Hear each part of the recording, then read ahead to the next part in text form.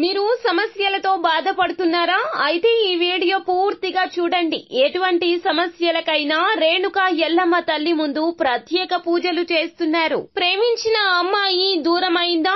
ప్రేమించిన అబ్బాయి దూరమయ్యాడా?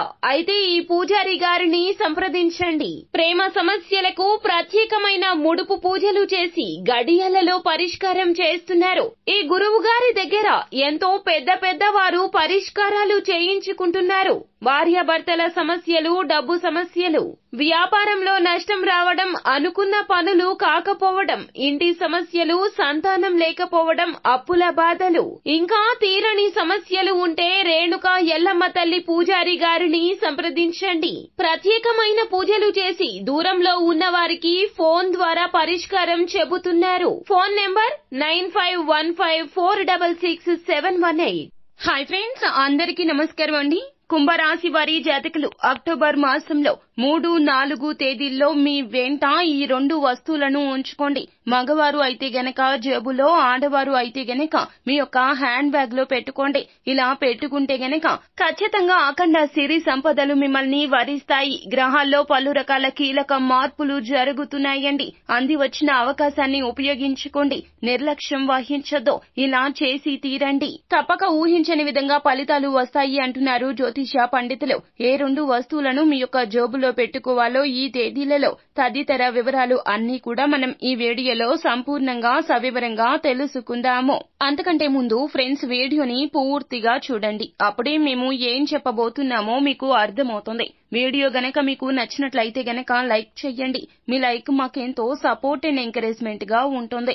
ఇక ఆలస్యం చేయకుండా వీడియోలోకి వచ్చేద్దాం. కుంభరాశి వారి జాతకులు ఎన్నో కష్టాలు పడుతున్నారు. ఆర్థిక పర సమస్యలు ఎన్నో ఎక్కువ అయిపోతున్నాయి. ఏ ఇబ్బంది అయినా కూడాను ధైర్య సాహసాలతో ఎదుర్కొనే వీరికి కూడాను విసుగు వస్తుంది, చిరాకు కలుగుతుంది, నిరాశ నిస్సత్వం మిమ్మల్ని ఆవహిస్తున్నాయి. ఇటువంటి ఈ తరుణంలో ఈ 2 రోజుల్లో మిమ్మల్ని అవకాశాలు వెతుక్కుంటూ వస్తాయి. ఏ నెగటివ్ ఎనర్జీ కూడా మీ మీద అస్సలు పని చేయకుండా ఉండాలి అంటే గనక ఈ 2 వస్తువులను మీతో పాటుగా ఉంచుకోండి. ఇవి 2 కూడాను లక్ష్మీప్రదమైనటువంటి వస్తువులండి. అమ్మవారికి ఎంతో ఇష్టకరమైన వస్తువులు. ముందుగా మీకు ఇక్కడ ఒక విషయం చెప్పాలి.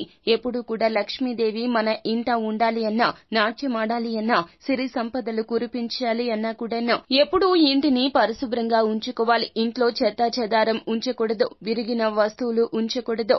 ఇల్లు పరిశుభ్రంగా ఉండాలి. ఇంట్లో మనుషులు కూడాను ఎప్పుడు గొడవలాడుకోవడం లాంటివి చేయొద్దు.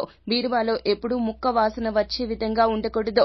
ఇంట్లో ఎప్పుడు కూడాను మంచి సువాసన వెదజల్లుతూ ఉండాలి.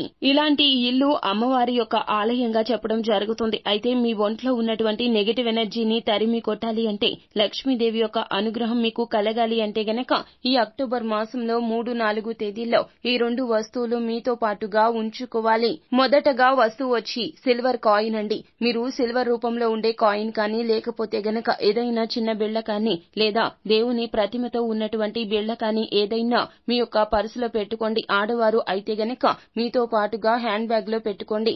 ఒకటి గుర్తు పెట్టుకోండి, మనం చినిగిపోయిన హ్యాండ్ బ్యాగ్స్ కానీ, చినిగిపోయిన పర్సులు కానీ వాడకూడదు. ఇలా చేస్తే గనక అమ్మవారికి కోపం వస్తుంది. అమ్మవారు ఉండే చోటు ఎప్పుడూ కూడాను పరిశుభ్రంగా ఉంచాలి. తర్వాత మారుద్దాంలే అని భావించకండి. ఎప్పుడు కూడాను అమ్మవారిని మనం గౌరవించాలి.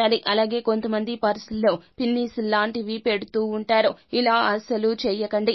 అలాగే పిన్నీసులు, ఇనుప వస్తువులు కానీ, లేకపోతే కొంతమంది ఇప్పుడు ఆడవారు సేఫ్టీ కోసమని, రక్షణ కోసమని ఫోల్డింగ్ నైఫ్స్ ని పెడుతూ ఉంటారు.